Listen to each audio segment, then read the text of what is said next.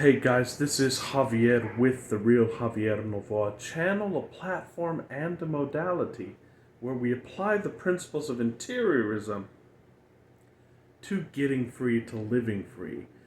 And it is today that I am pleased to start a new series on the basics of interiorism.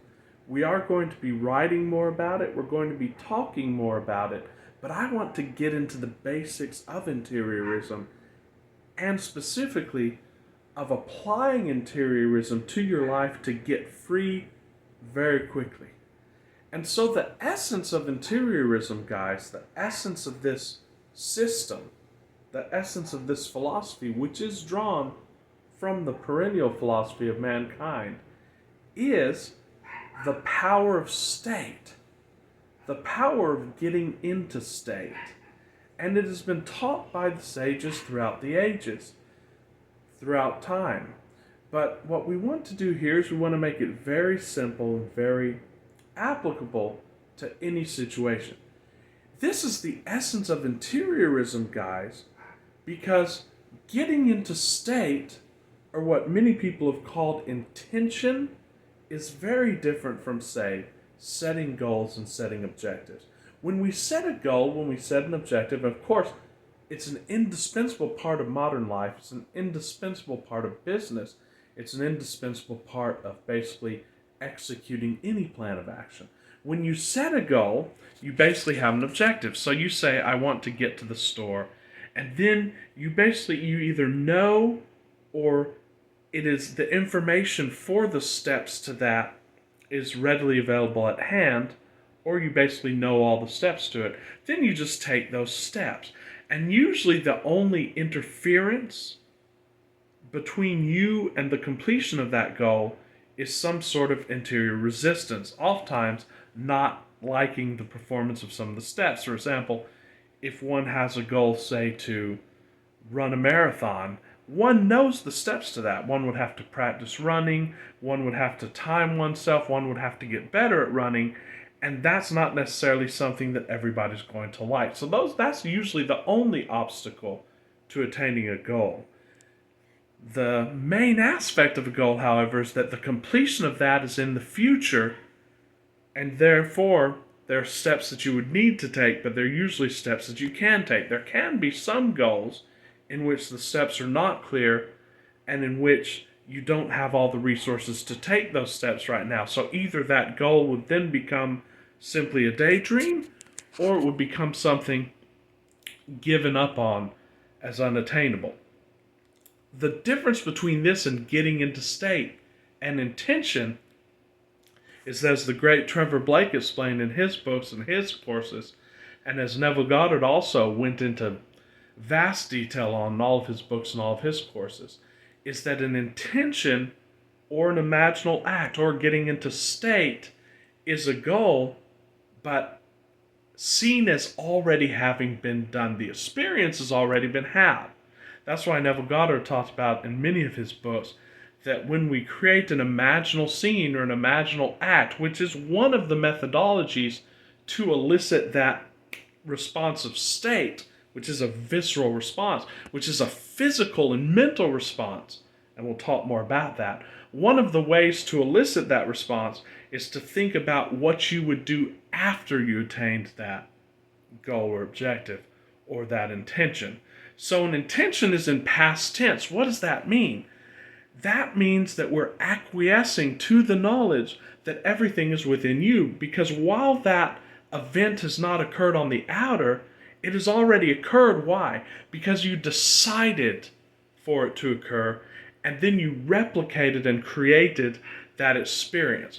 When that happens, due to very simply understood and provable natural laws, which we are going to prove in the next videos of this series, we're going to prove them scientifically, we're going to prove them psychologically, we're going to prove them according to common sense, we're going to basically destroy all of the obstacles of the naysayer so that you can actually practice this and achieve this.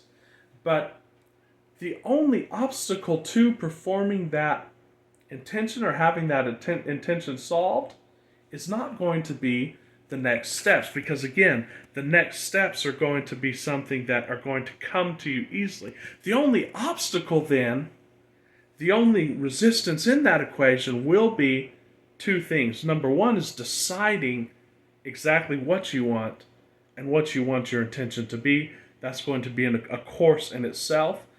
And then number two is the belief of that.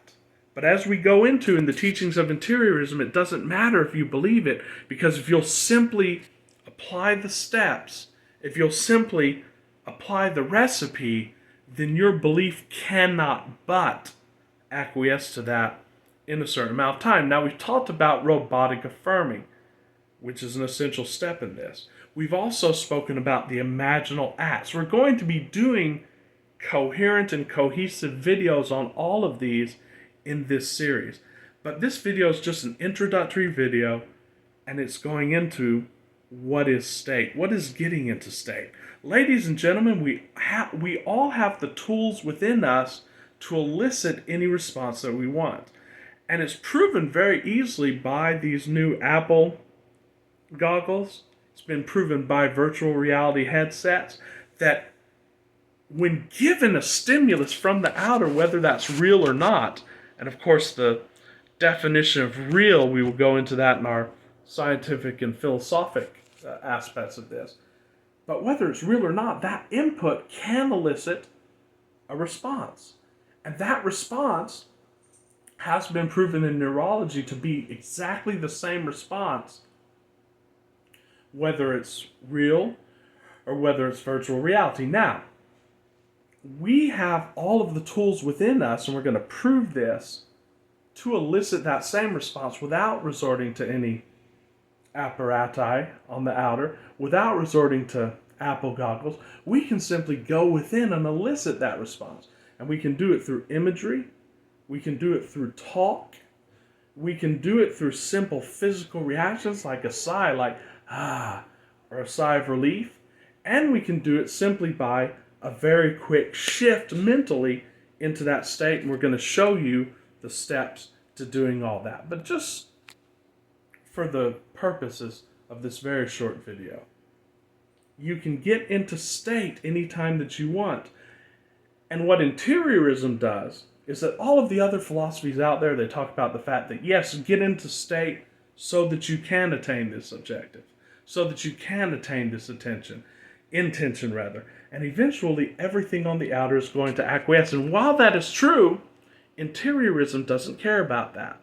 What we teach in interiorism is to allow the feeling that is attained by getting into state, allow that to be enough, allow that to be the end-all and be-all, focus your attention completely on that, and then of course the promise is the outer will take shape to that, but we're not thinking about the outer, because what all other programs do is they say go within, attain the state, but then peak on the outer.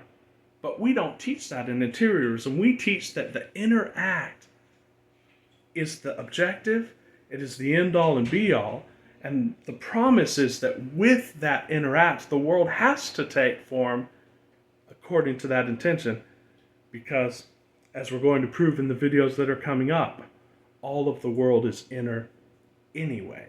So there's no bridge that has to be crossed. So I hope you'll join me for this next series of videos where we dive deeply into getting into state. We dive into intention, and we're going to take you scientifically, philosophically through that so that you'll have a confident foundation, and we're going to teach you exactly how to do that for maximal results. So thanks for watching, guys. I am doing coaching calls. I will put my email in the description.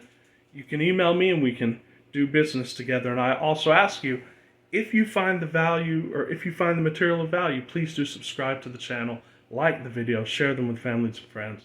And until very soon, this is Javier with The Real Javier Novoa. Have a great weekend.